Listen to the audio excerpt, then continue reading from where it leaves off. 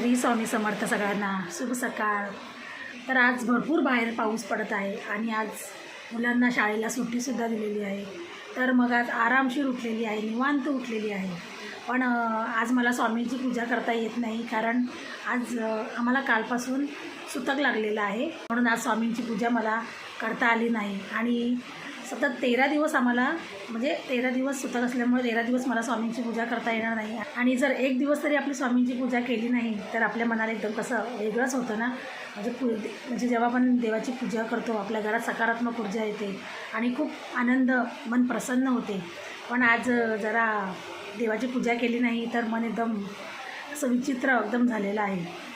तर आज स्वामींची पूजा केली नाही तर एकदम मनाला विचित्रपणा वाटत आहे, म्हणजे एकदम असं वाटतं काहीतरी चुकल्यासारखं वाटत आहे। तर एकदम जाऊ द्या, चला आता काय करणार, 13 दिवस आपल्याला तसेच आता काढायचे आहेत।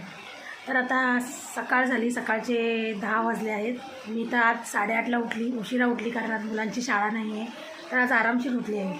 आता माझा चहा वगैरे झाला, चहा पिला आणि आता मुलं तर अजूनसुद्धा झोपलेली आहे। देवासमोर दिवा नाही लावला, बघा कसं सुनं सुनं वाटत आहे। बघा आता उठली, सकाळचे 10 वाजले आहेत आणि ही आत्ता उठली आहे। तर कृतिका, नाश्त्याला काय बनवू? उपमा? ठीक आहे।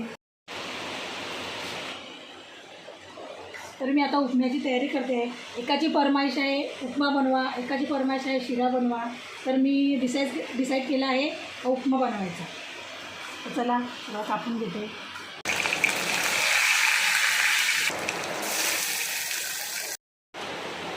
तर तयार आहे आपला उपमा, तर या सगळ्यांनी नाश्ता करायला।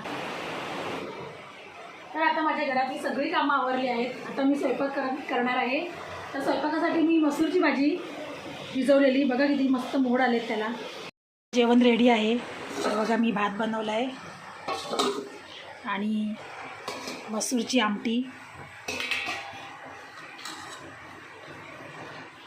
साधं जेवण आणि साधं जीवन, यासोबत मी चपात्यासुद्धा बनवल्या आहेत। तर मी आता माझ्या दारात बसली आहे आणि दारात असं ब्लॉग करताना अचानकपणे आमच्या घरासमोर असा झाड पडला, तो तुम्हाला दाखवते मी। खूप वारा आणि पाऊस आला आहे आणि याच वाऱ्या पावसामध्ये हे बघा हे आमच्या दारासमोर असं मोठं झाड पडलं आहे। पहिलं आंब्याचं झाड पडला आणि त्याच्यानंतर हे भेंडीचं झाड पडलं। आता आमचा येणं जाण्याचा रस्तासुद्धा बंद झाला आहे। माझा व्लॉग इथेच मी थांबवत आहे। जर तुम्हाला माझा व्लॉग आवडला असेल तर माझ्या चॅनलला सबस्क्राईब करा आणि लाईकसुद्धा करा। तर पुन्हा भेटूया पुढच्या व्लॉगमध्ये। श्री स्वामी समर्थ।